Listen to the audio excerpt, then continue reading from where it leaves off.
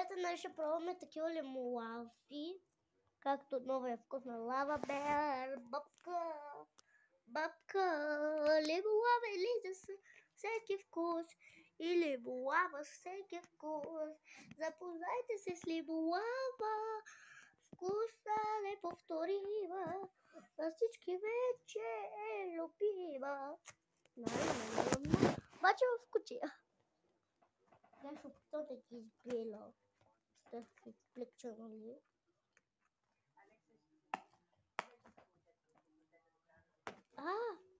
Се отварят. Може успях.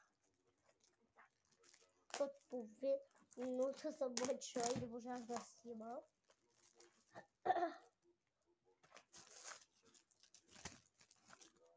Добре. Лимолавки, пожелай ми късмет. Откъде да те отворя? Нови резанки. Ма как да се отворят резанките с папка?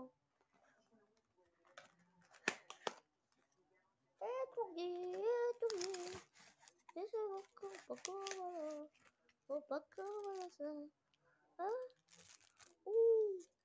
Има различни.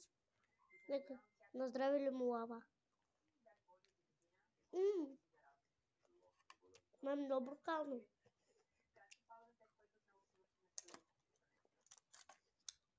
Хайде следващото.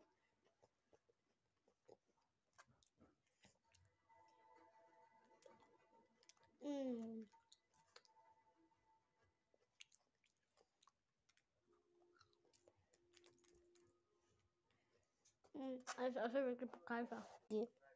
Много са вкуснички. На здраве.